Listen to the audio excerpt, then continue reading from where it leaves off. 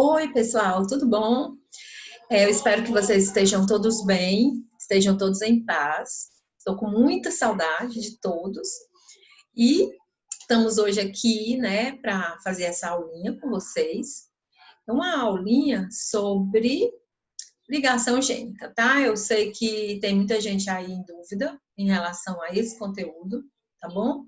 E nós vamos tirar algumas dúvidas aí de vocês, tá bom? Então, vamos ver aqui um slidezinho que eu preparei para vocês, para a gente entender direitinho, né? Não ficar nenhuma dúvida. Assim, né? Na verdade, alguma dúvida sempre fica, tá? Mas deixa eu dizer uma coisa para vocês. As dúvidas, elas vão surgir na medida que vocês forem se aprofundando no conteúdo, tá? Na verdade, aqui vocês têm que saber pelo menos o básico, né? Saber o que é, saber diferenciar o que é a ligação gênica, o que é a segregação independente, como fazer os cálculos. Não se preocupem que eu não vou cobrar cálculos demais, mas assim, é bom aprender, esse conteúdo ele é muito importante, tá? Então, a ligação gênica, ela foi elucidada, foi observada, na verdade, primeiramente por alguns cientistas e depois de algum tempo um cientista norte-americano chamado Thomas Morgan, juntamente com seus colaboradores, né, que eram inclusive seus alunos, eles começaram a elucidar essa questão aí, esse processo que acontecia, porque eles observavam que nem sempre as proporções fenotípicas e a formação dos gametas não seguiu o padrão da segunda lei de Mendel. A segunda lei de Mendel é chamada a lei da segregação independente. Por quê? Porque Mendel observou que o par de fatores, que nós já sabemos que esse par de fatores que Mendel chamava, na verdade, eram os genes, né? Ou alelos. Que alelos são as formas variantes dos genes, só para relembrar, tá? Então, esses pares de fatores de características diferentes, porque vocês sabem que na segunda lei de Mendel ele observava características, mais de uma característica, não é? Então, no caso, a gente tem a observação de duas características, de dihibridismo, três, trihibridismo e por aí vai, tá? Então, Mendel observou que uma característica não tinha, vamos dizer assim, relação com a outra. Elas eram independentes na hora da formação dos gametas, tá? Ele dizia que um par ia para um lado, um par ia para o outro. O que é que aconteceu?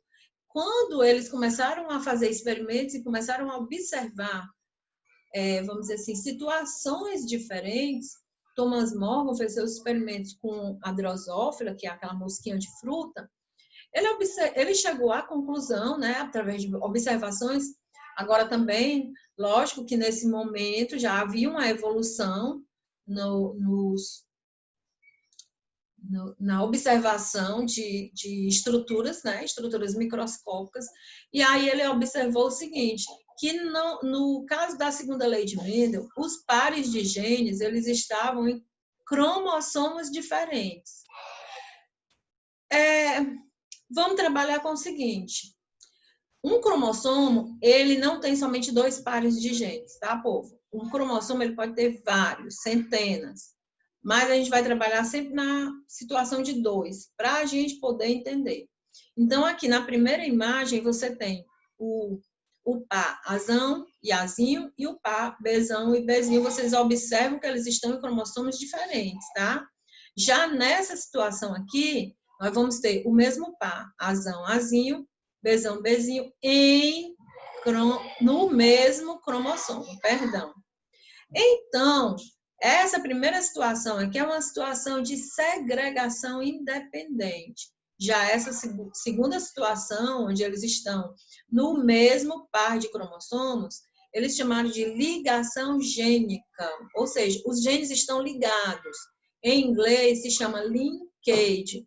Também pode ser chamado ligação fatorial. Tá certo?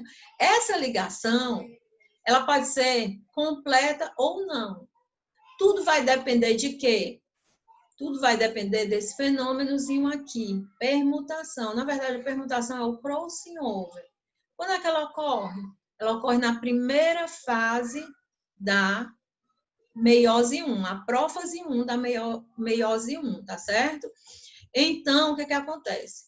Quando ocorre a permutação, só para a gente relembrar, pessoal, a permutação é quando eu tenho as perninhas do cromossomo, não sei se vocês lembram, elas são chamadas de cromátides. Então, eu tenho 2 cromossomos. Quando um se cruza com o outro, tá aqui um cromossomo, tá aqui o outro.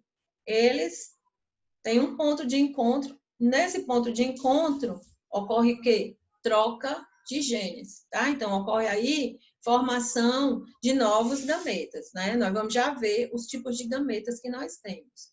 Então, quando não ocorre permutação, se diz que a ligação é completa, tá certo? E só são formados 2 tipos de gameta. Se ocorrer a permutação ou crossing over, aí nós vamos ter a formação de 4 gametas. Porém, esses gametas agora, eles não vão mais estar na mesma proporção. Então, essa é a diferença com a primeira lei, tá? Ou a segunda, perdão. Então, vamos observar aqui o seguinte. Nós vamos ter 2 tipos de gameta, sempre. A gente vai ter os gametas recombinantes, que são aqueles gametas que não são exatamente iguais aos originais, tá? E vamos ter os gametas parentais, que são os gametas iguais aos parentais. Então, quando eu tenho um par azão, azinho, eu vou ter formação de gametas.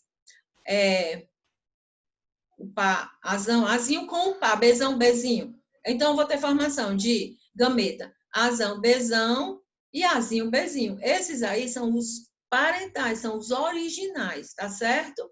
E eles só vão acontecer quando não ocorrer permutação, tá? Se ocorrer permutação, aí nós vamos ter o quê? Nós vamos ter a seguinte situação. Formação de gametas diferentes, que se chama de gametas recombinantes. Queria que vocês percebessem aqui, é muito importante para você conseguir identificar, é você ver a proporção. Na segregação independente, nós vamos ter gametas formados azão, bezão e azinho, bezinho são gametas parentais. Gametas azinho, bezão e azão, bezinho são os gametas recombinantes.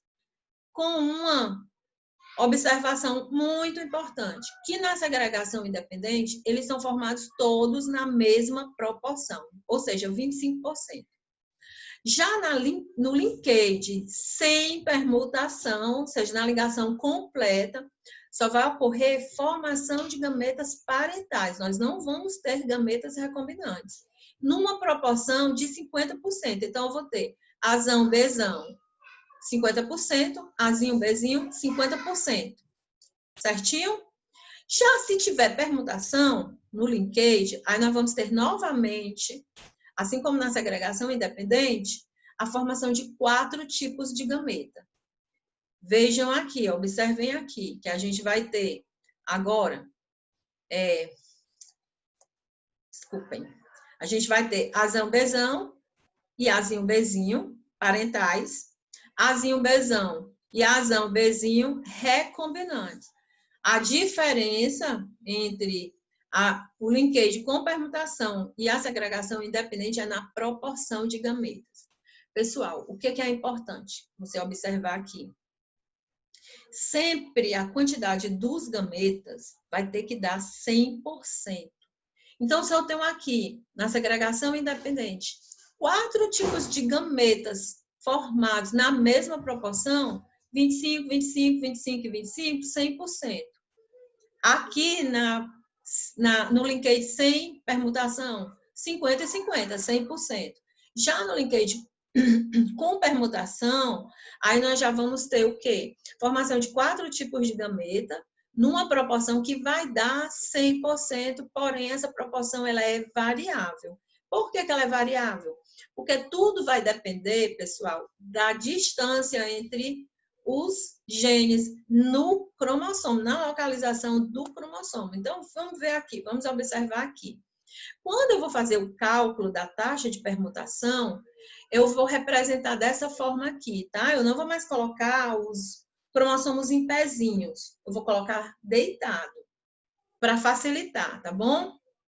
Então, aqui eu vou ter, tá aqui, ó, cromossomo A, cromossomo B, cromossomo Azinho, cromossomo Bzinho. A distância, aqui a gente tem, ó, entre esse e esse, a gente tem uma distância de 8 unidades. Desde que a distância máxima entre eles seja 50%. Por que a distância máxima tem que ser 50%? Porque 50% com 50% dá 100, tá bom, pessoal? Então, o cálculo vai ter sempre que dar 100%.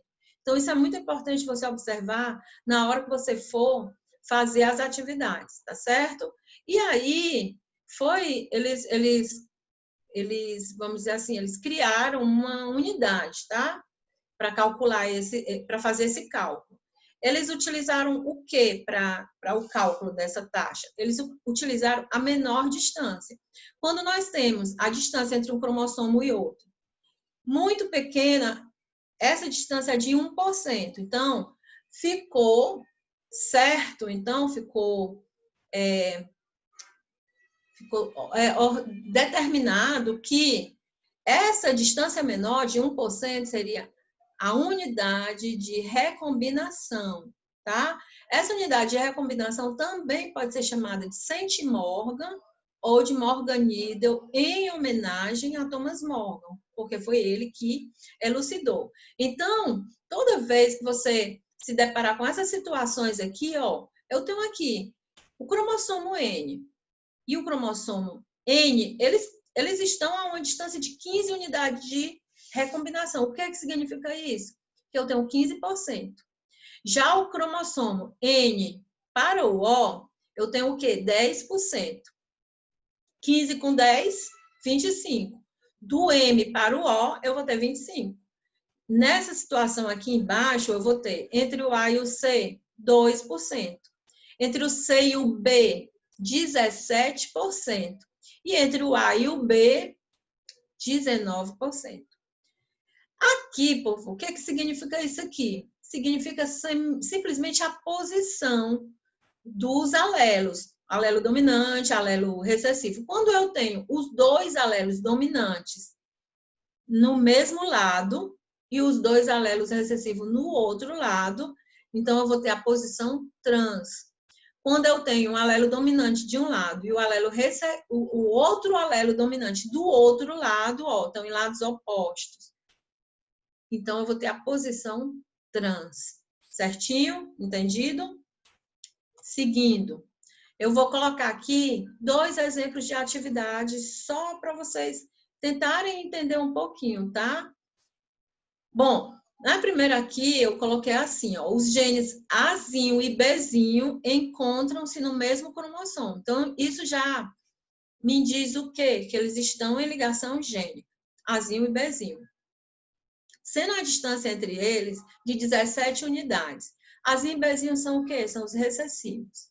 A frequência de gametas Azão, Bzão, formados por um indivíduo Azão, Bzão, Azinho, Bzinho, que é um díbrido, né? É um duplo heterozigoto, é de quanto? Pessoal, se eu tenho 17 unidades entre o Azinho e o Bzinho, significa o quê? Significa que eu tenho 17%, a distância entre eles. Então, se eu quero saber a distância do Azão, Bzão, eu vou fazer o quê? Eu não falei que tem que dar 100%? Então, 17. Para chegar em 100, quanto é que fica faltando? 83, tá? Então, 17% só que são formados, não esqueça que são formados 4 tipos de gameta. Então, se eu tenho, falta 83, eu pego 83 e vou dividir por 2. E vai dar 41,5%. Então, essa é a resposta. Detalhe, um detalhe muito importante. Por que a resposta não é 83%? Porque são 4 tipos de gameta, pessoal. Então, nós vamos ter aí 8,5%, 8,5%, 41,5%, 41,5%, fazendo um total de 100%. Ok? Certinho? Bom, Qual a sequência mais provável dos genes A, B, C, D localizados no mesmo cromossomo, apresentando as seguintes frequências de recombinação, ou seja, a distância entre eles, tá?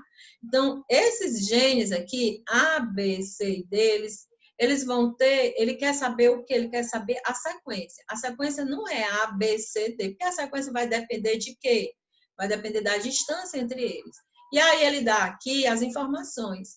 Entre o A e o B, nós vamos ter 17% de distância. Entre o C e o D, 30% de distância. A e C, 5%. A e D, 35%. B e D, 18%. Como é que a gente resolve uma situação dessa? A primeira coisa que a gente faz, pega os que estão mais distantes. Então, quem são os dois que estão mais distantes um do outro? 35%.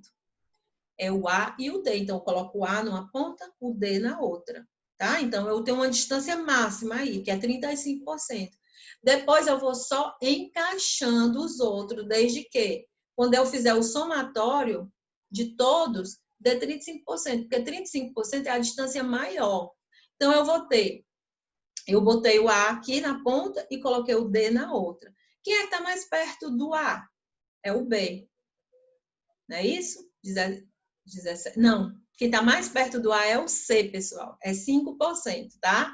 Me confundam, não. Eu não estou com vocês para estarem me ajudando, né? Então, eu tenho aqui que mais perto do A, então, vai ser o C. Então, eu tenho aqui o A, tenho lá na outra ponta o D.